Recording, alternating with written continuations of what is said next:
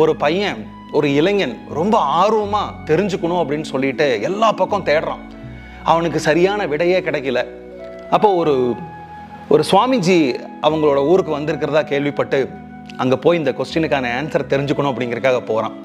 போய் ரொம்ப ஆர்வமாக, சுவாமி கடவுள் கூட எந்த மொழியில் சாமி பேசணும்?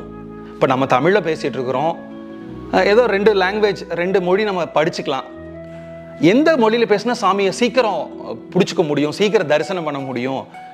அந்த லாங்குவேஜ்லேயே இந்த லாங்குவேஜ் வந்து சாமிக்கு பிடிச்ச மாதிரி ஏதாவது இருக்குதா? அப்படி இருந்தால் சொல்லுங்கள், நான் கற்றுக்கிறேன் அப்படின்னு சொல்லியிருக்காரு.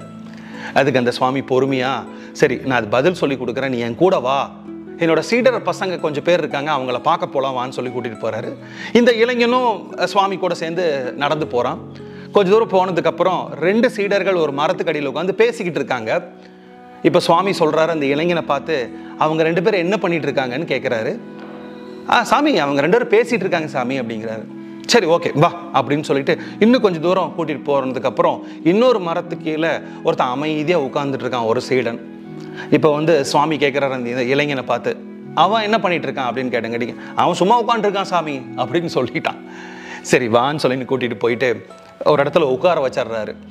இப்போ சுவாமி பதில் சொல்கிறார் இளைஞருக்கு, நான் என் சீடர்களை 2 பேரை காமிச்சனல்ல, அதில் முதல் 2 பேர் உட்காந்து பேசிக்கிட்டு இருந்தாங்கல்ல, அவங்க 2 பேர் அவங்களுக்கு கூட பேசிக்கிட்டு இருந்தாங்க, ஒருத்தன் இன்னொருத்தன் கூட பேசிக்கிட்டு இருந்தான், அப்படி தானே அப்படின்னு. ஆமாம் சாமி கரெக்டு தான், ஒருத்தன் இன்னொருத்தன் கூட பேசிகிட்டு இருந்தான். சரி, இன்னொருத்த மரத்துக்கடியில் உட்காந்துட்டு இருந்தானல்ல, அவன் கடல் கூட பேசிகிட்டு இருந்தான் அப்படின்னு சொல்லிட்டாரு.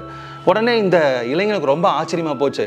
என்ன சாமி அவன் சும்மா உட்காந்துட்டு இருக்கிறான், அவனை போய் கடவுள் கூட பேசிகிட்டு இருக்கான்னு சொல்கிறீங்க, இது எனக்கு புரியவே இல்லை சாமின்னு சொன்னான்.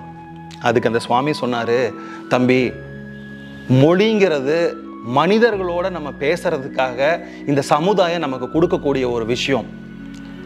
ஆனால் கடவுள் கூட நம்ம பேசணும் அப்படின்னா அதுக்கு ஒரே ஒரு மொழி தான் இருக்குது, அந்த மொழிக்கு பேர்